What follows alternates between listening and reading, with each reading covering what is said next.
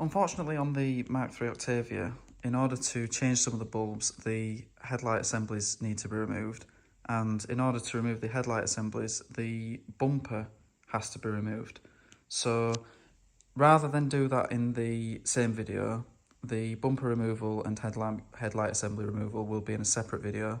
I'll focus on the bulbs in this video. Replacing all the front bulbs on the Skoda Octavia Mark III VRS. Now, some of the bulbs will be different on lower spec models, but the procedure will be the same for the majority of the bulbs. To change all the front bulbs, you don't actually need the headlight assemblies removing, but it does make it a lot easier for me to show you, especially when the indicator has a permanent cap on it that has to be cut out, and then you have to fit a repair kit from VW, which is available with the screws. So why they didn't do this in the first place, I've no idea. So from the exterior of the headlamp assembly, I've got the indicator, headlight, so dipped and main beam on one bulb because it's a xenon D3S bulb, and then behind here we've just got the side light. The daytime running lights are part of the assembly, so if you have a problem with them, you will need to replace the entire headlight. So on the inside, got the side light, which you will be able to access from the engine bay through this cover here. And what you'll find is a standard wedge bulb. It's obviously been replaced with an LED one, but basically just in and out, no polarity. Nice and easy bulb to change.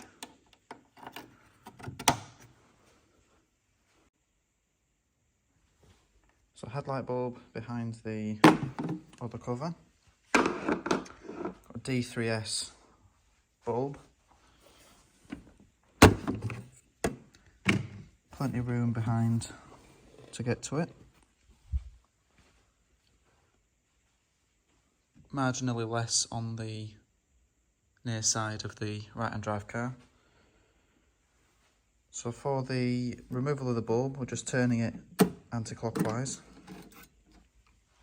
and up to this connector here is the bulb. So this full square metal part and the glass you can see is the bulb.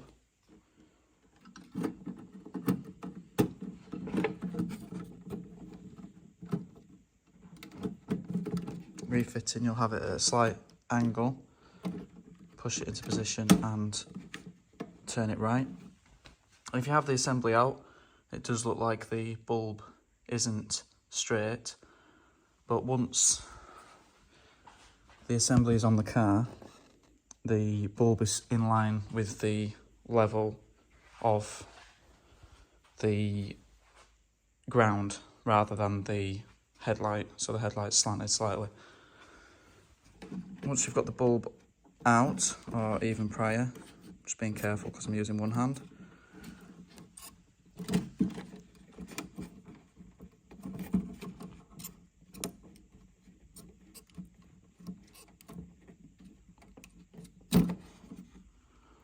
disconnect the connector and swap over the bulb.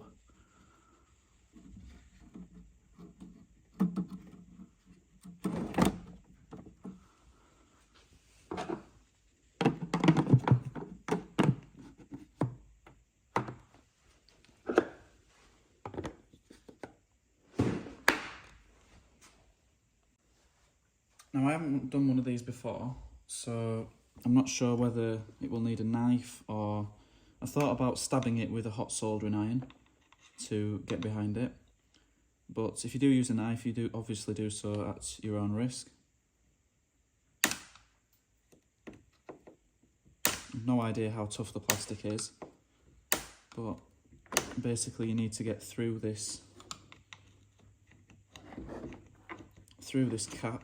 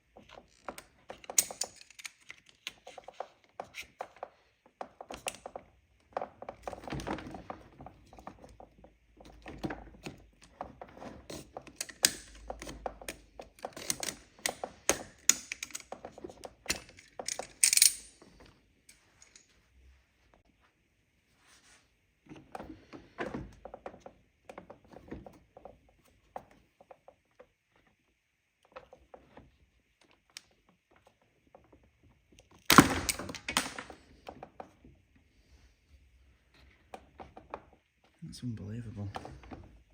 So I have to do this to change a bulb. So the plastic cap isn't a cap as such, it's part of the moulding. So how they do this, they must fit the lighting with all the bulbs in on the other side before they fit the lens.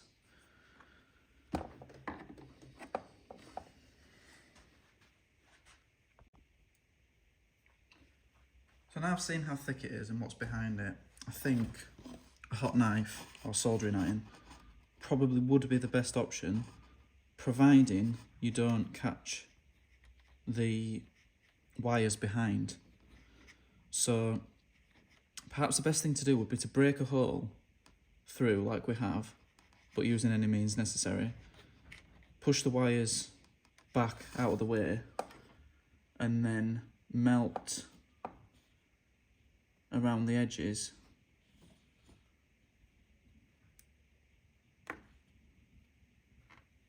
to remove the rest of the plastic. Now I've checked with the new cap, and the new cap seals before this lip, so how tidy this is shouldn't matter as long as it's clear.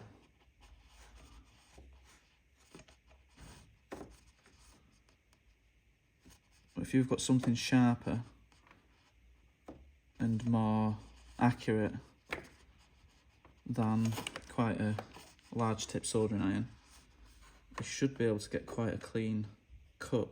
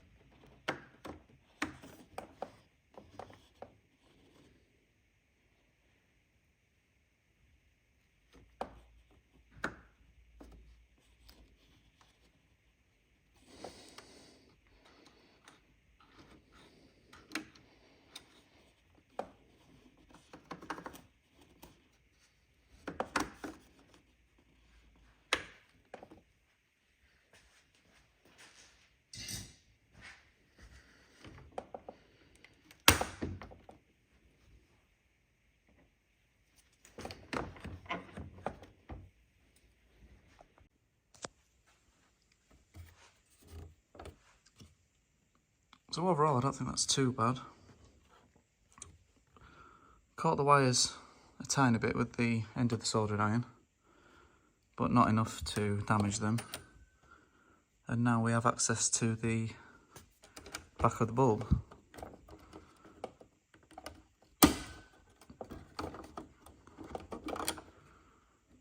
So just anti-clockwise removal like a normal bulb, except we've had to break into the headlight assembly to get to it.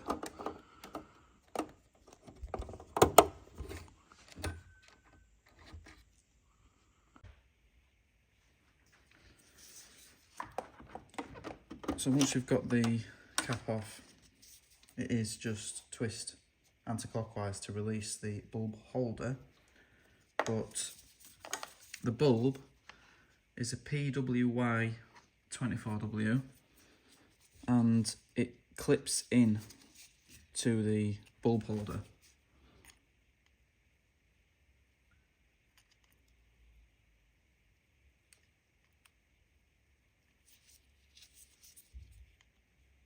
Now the reason I'm wearing gloves is there's pretty much no way to do this without touching the glass. And if we get grease on the glass, the bulb won't last very long because the grease from your fingers heats up on the outside of the bulb. So it's just a type of wedge bulb that slots straight back in. Doesn't appear to have an orientation, so you can... No, it does have an orientation, so there's slight indents on the cap that differ on each side. So you'll want to match them up.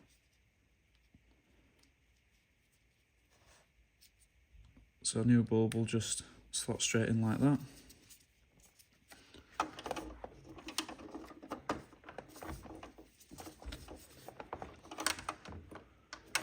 Push the bulb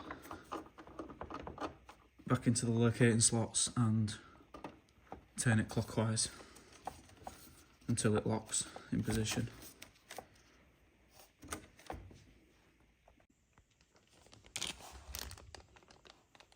Throw it in the new kit.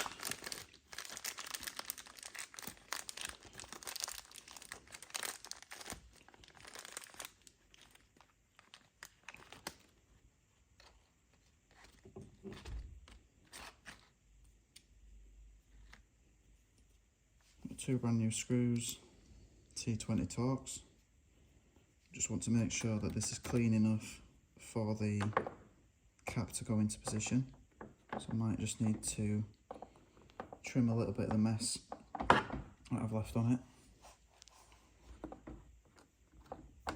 A rubber O-ring on the new cap.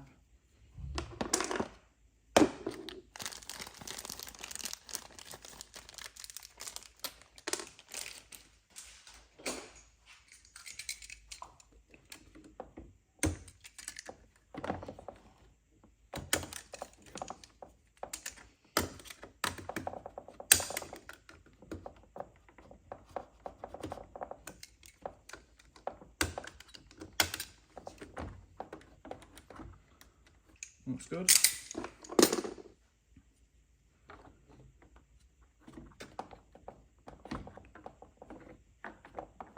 Push the new cap in.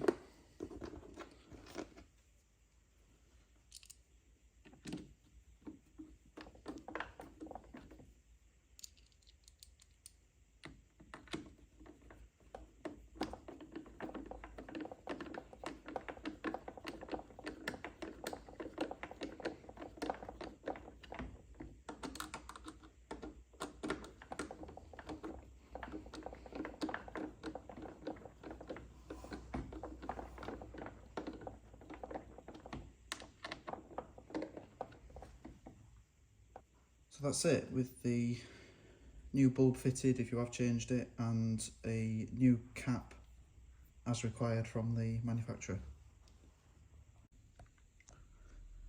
For the corner lights and fog lights, which are attached to the bumper, you'll want to go in from the wheel arch liner which you'll either want to remove or just detach so you can get your hands through to the front of the car. Alternatively, if you are completely under the car, you could remove the under tray, which looks like it might be an easier option on the near side front on the right-hand drive model. Lots of room on the driver's side on the right-hand drive.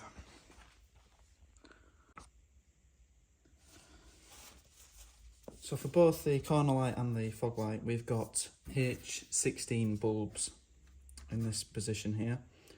Now something else I've never seen before, we've got this sort of clip going over the back of the bulbs, which would stop them from turning.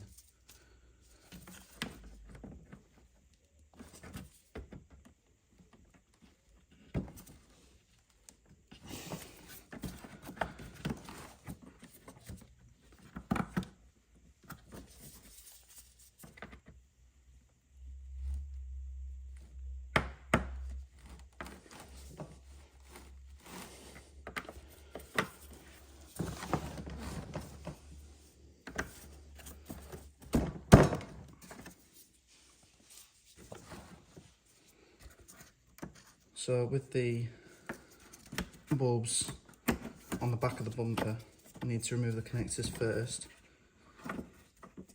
and it's just twist anti-clockwise to remove.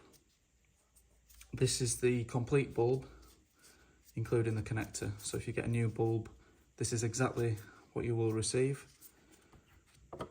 And refitting. Insert it at this angle, turn it clockwise, refit the connector, and refit the securing clip.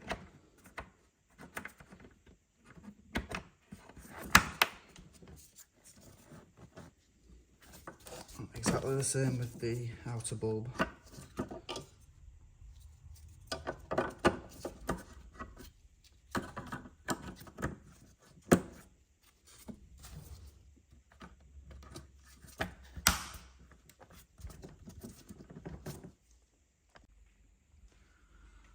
Final bulb for the front of the vehicle, which I'm including despite it not actually being a serviceable part, is the LED side repeater on the mirror.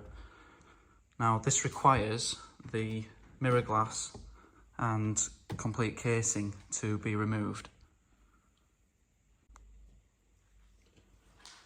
Now to remove the mirror glass, I push the centre of the mirror, or part of the mirror closest to the car, in, leaving a gap at the side. There isn't a right or wrong way to do this because the clips are the same all the way around the mirror glass, but then I'll stick a wide pry tool, this is Bojo tip 2, to spread the pressure on the back of the mirror glass until the clips behind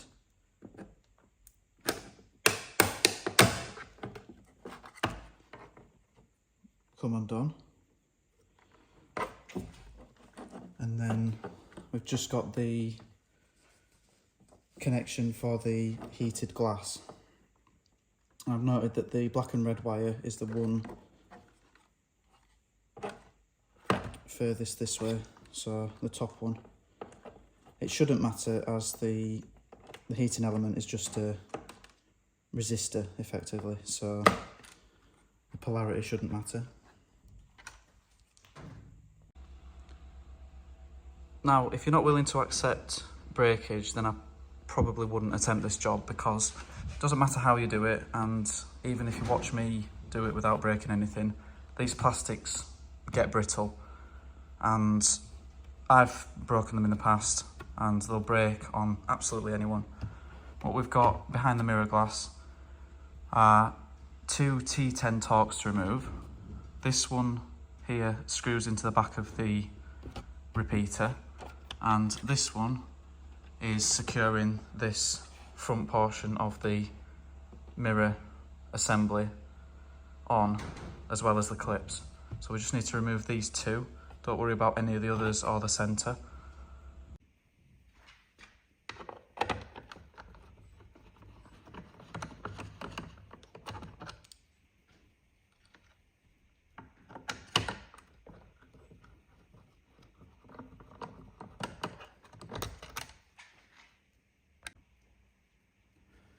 So now we've got two plastic tabs which release the mirror cover top, so the upper part that's painted. So I find if you release this tab at the top, they bend quite a long way, and pull the mirror cover from the centre here,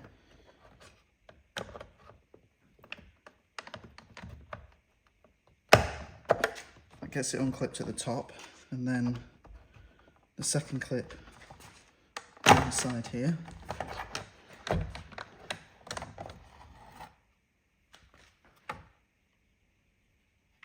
And that's removed it without damaging any of the clips or the cover itself.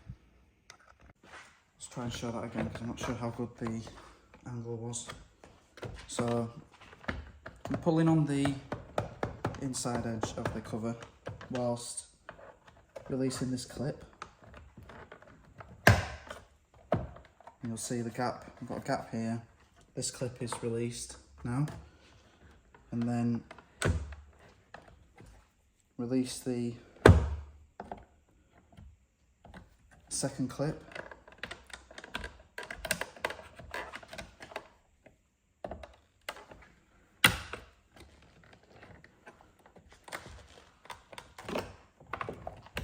And slide the whole cover away from the fitting. Don't lift it up as it has an edge that slots in. So the next part, it can be hard to see which part to remove next. We've already removed the screw from here and here, which secures this front part of the mirror. We've got a clip here and a clip here, but this one can't really be unclipped even with a tool. So we've got to sort of work at an angle, but this part comes off before the bottom part can be removed. So unclip here, and then in order to move away from this clip here, the fitting sort of needs to be pushed to the side towards the car. What I found makes it slightly easier is there's a clip here at the bottom part of the mirror, and if you can manage to release it just so that the bottom is slightly loose,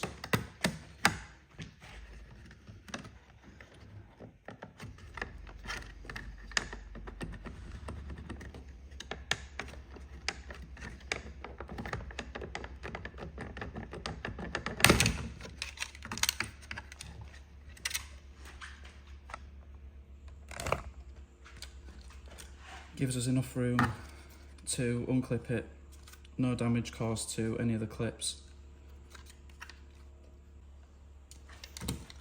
So looking at the clips that are left on the cowling, we've just got to get this one down and out far enough to unclip it.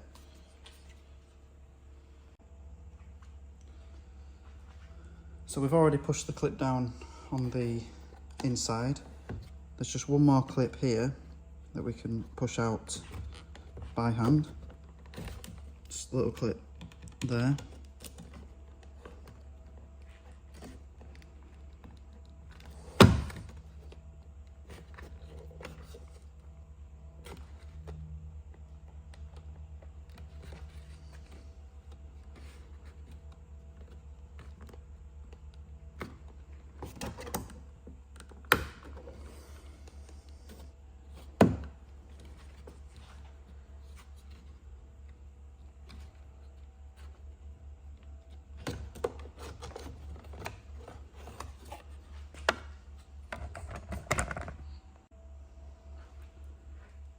There is a small clip on the repeater itself, and that allows us to pull the rest of the cowling down and off. can disconnect the repeater.